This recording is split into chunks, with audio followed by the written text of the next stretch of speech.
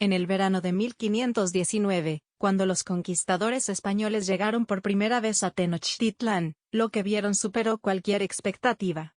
Frente a ellos se extendía una ciudad construida sobre un lago, conectada por calzadas imponentes, rodeada de canales y con templos que se elevaban hacia el cielo. Hernán Cortés y sus hombres, acostumbrados a las urbes europeas de la época, quedaron impactados por la organización, la arquitectura y la magnitud de la capital mexica. Tanto así que el propio Cortés describió en sus cartas al rey Carlos I que Tenochtitlán rivalizaba con las grandes ciudades del Viejo Mundo.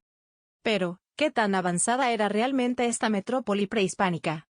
Más allá del asombro europeo, la arqueología y la historia nos muestran que Tenochtitlán no era solo grande, era el centro político, económico y cultural de un imperio que controlaba vastos territorios de Mesoamérica.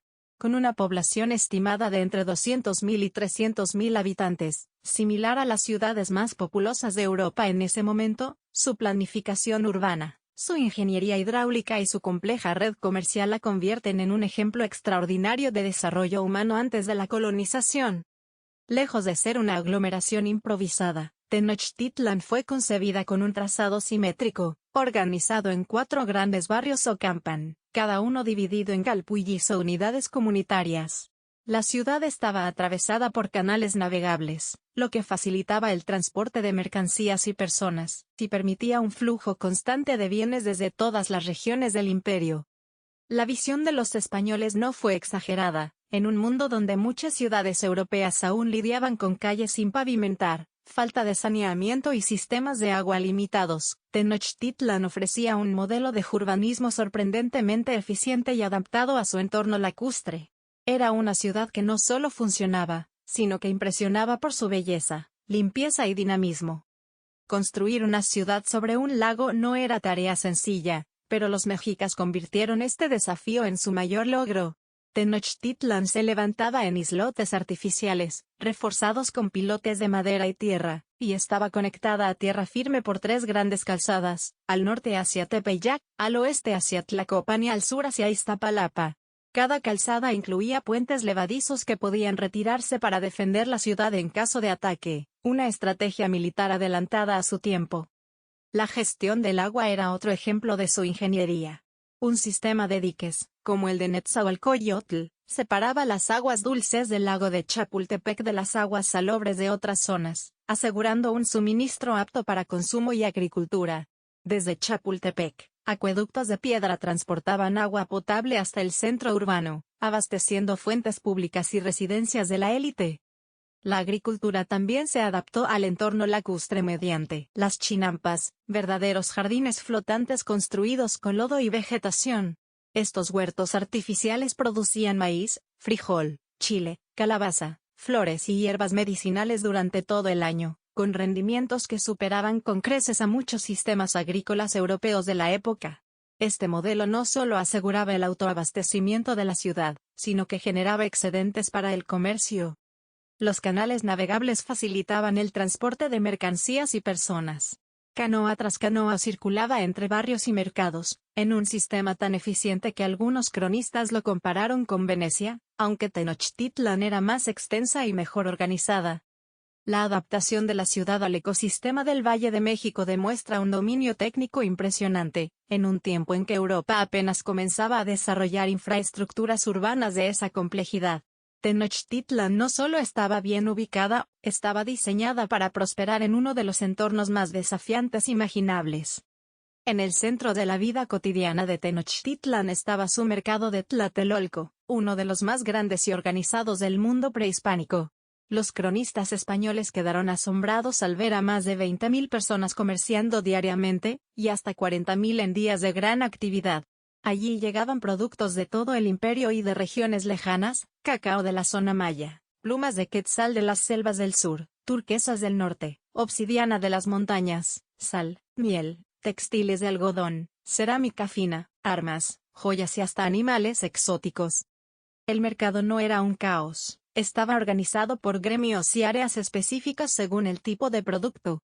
Había inspectores que verificaban la calidad, mediadores para resolver disputas y un sistema de justicia propio para castigar el fraude. Incluso existían formas de crédito y trueque que permitían transacciones complejas sin el uso de moneda metálica, aunque el cacao y las mantas de algodón funcionaban como unidades de valor. Este intercambio constante no solo abastecía a la ciudad, sino que fortalecía las relaciones políticas y tributarias del Imperio Mexica. Los pueblos sometidos enviaban tributos periódicos que llegaban en caravanas a Tenochtitlán, llenando los depósitos imperiales de alimentos, textiles y objetos de lujo.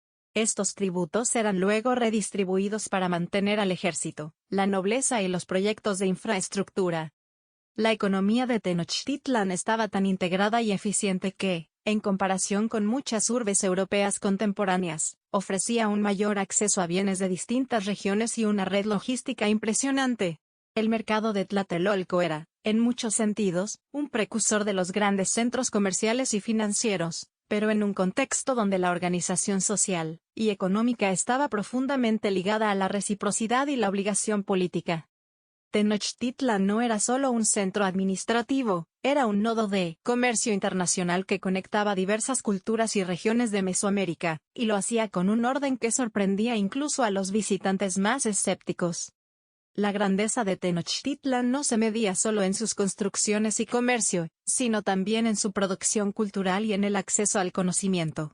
Los mexicas desarrollaron una rica tradición artística que se plasmaba en esculturas monumentales, murales, joyería de oro y plata, trabajos en pluma de una delicadeza extraordinaria y cerámica finamente decorada. Muchas de estas piezas no eran solo decorativas, tenían un profundo significado religioso y político, reforzando la autoridad de los gobernantes y la conexión con los dioses. En el campo de conocimiento, los mexicas llevaban registros mediante códices pictográficos que narraban genealogías, conquistas, tributos y rituales. Su calendario, basado en la combinación de un ciclo solar de 365 días y uno ritual de 260, mostraba un dominio del tiempo comparable al de otras grandes civilizaciones antiguas. Además, contaban con centros de educación formal, como el Calmecac para la nobleza y el Telpocalli para el pueblo, donde se enseñaban historia, religión, guerra, arte y oficios especializados. La organización de la vida cotidiana también reflejaba un alto grado de disciplina social. Las leyes regulaban desde el comercio hasta la conducta personal, con castigos que iban desde multas hasta penas más severas para delitos graves. El aseo y la limpieza eran valores importantes. Los cronistas españoles destacaron que las calles y canales estaban sorprendentemente limpios para una ciudad de su tamaño, algo poco común en la Europa de la época. La religión, aunque profundamente ligada a la guerra y al sacrificio humano, también funcionaba como un sistema que cohesionaba a la sociedad. Las grandes ceremonias en el Templo Mayor no solo eran actos espirituales, sino eventos públicos que reforzaban la identidad colectiva y la lealtad al imperio. Tenochtitlán era, en definitiva, una ciudad donde el arte, la ciencia, la educación y la vida diaria estaban entrelazados en un modelo social que, aunque muy distinto al europeo, mostraba una complejidad y un refinamiento que aún hoy sigue asombrando a los historiadores. Cuando Hernán Cortés y sus aliados indígenas entraron definitivamente a Tenochtitlán en 1521, la ciudad ya estaba debilitada por la guerra, el sitio militar y, sobre todo, por las epidemias de viruela que habían diezmado a la población. Lo que siguió fue una destrucción sistemática, templos derribados, canales rellenados, palacios incendiados. Sobre sus ruinas se levantó la Ciudad de México, siguiendo en parte el trazado original, pero borrando gran parte de su esplendor. Sin embargo, el impacto de Tenochtitlán no desapareció con su caída. La ingeniería hidráulica, la planificación urbana y el sistema agrícola de Chinampas continuaron influyendo en la vida del Valle de México durante siglos. Algunos barrios actuales todavía conservan trazas de los canales antiguos, y en Xochimilco se preserva, aunque en menor escala, el sistema de producción agrícola que alimentó a cientos de miles de personas. Más allá de su aspecto material, Tenochtitlán dejó un legado simbólico. Para los pueblos indígenas, se convirtió en un recuerdo de grandeza y resistencia. Para los historiadores, en un caso de estudio sobre cómo una civilización puede adaptarse y prosperar en un entorno complejo, y para la identidad mexicana, en un pilar de orgullo cultural. La imagen del águila sobre el nopal, tomada de la leyenda de la fundación de Tenochtitlán, sigue siendo el centro del escudo nacional, recordando que la historia de México se enraiza en ese pasado. En cuanto a su nivel de avance, la evidencia arqueológica y los testimonios históricos coinciden. Tenochtitlan era tan sofisticada como las grandes ciudades de su tiempo, y en aspectos como la gestión del agua, la limpieza y la organización comercial, incluso superaba a muchas urbes europeas. Su caída fue una tragedia para la cultura mesoamericana, pero su huella permanece viva, desafiando la idea de que la modernidad solo nació en Occidente. Tenochtitlan fue, y sigue siendo, un ejemplo de que la grandeza de una ciudad no se mide solo por su tamaño, sino por la manera en que responde a los retos de su tiempo. Y en eso, pocas en la historia han estado a su altura.